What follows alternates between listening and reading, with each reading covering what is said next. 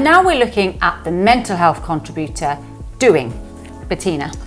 So the brain has this incredible quality which is known as neuroplasticity, and what that means is that the brain changes according to what we do. Literally the structure and function of the brain alters when we do something, so it really has an impact on how we spend our time, on what we pay attention to. It's changing a child in particular. I mean, actually this quality is there throughout life, but particularly during the childhood years, there is this neuroplasticity. It's more malleable. Yes, very malleable, okay. Exactly.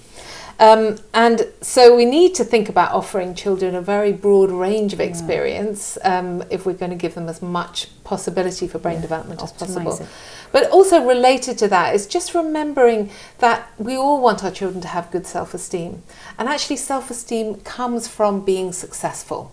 You don't get good self-esteem from your mum and dad telling you you're great at something if you're not being successful yourself. So giving them opportunities to develop their brain, to find things that they're good at, is really number one when we're thinking about doing. The next one may come as a surprise to parents actually, but there's this really amazing research that I've even just found about relatively recently, which are that rests are as important for learning as doing. So what actually they're finding happens when we do something, it fires the circuit in our brain. Yeah. Then when we have a rest, the brain fires that circuit again, but it does it 10 times faster. Oh wow. So I don't have to take my child from one thing to the next. It's not as useful.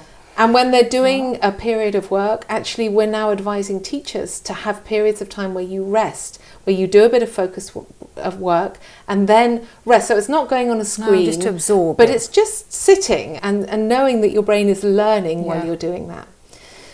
So that would be the next thing. And then another surprising fact, I think, is that errors don't feel very nice, do they? No. When we make an error, when we stumble, when we really are struggling to do something. But actually, when we make an error, our brain gets in a fantastic place for learning.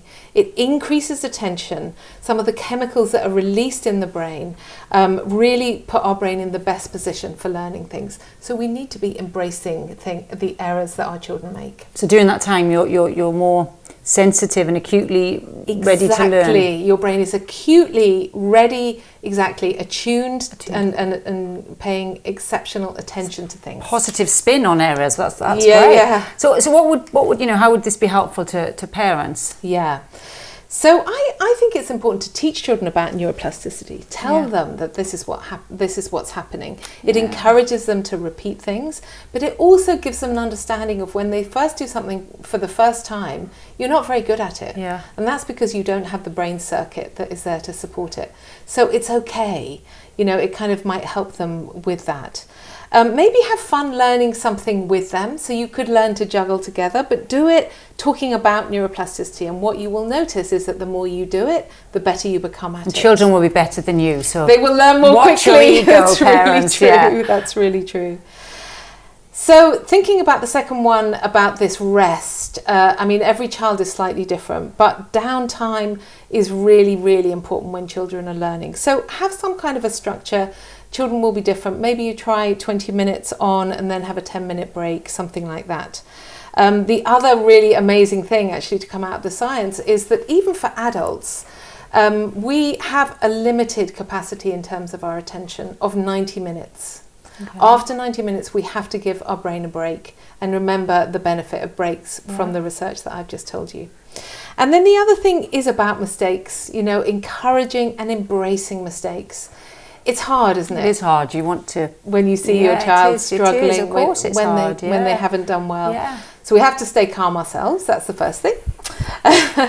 And then validating them, kind of saying, that's really tough. You didn't get the mark you want or whatever it is. Not saying, never mind, don't worry about it, move on. Exactly, that must feel tough. Okay. And then you can go on and strategize and think, what could we do differently next time? Okay, well, there's a lot to take in there. And perhaps our two questions might be, take a check of how much time and what activities your child is actually doing.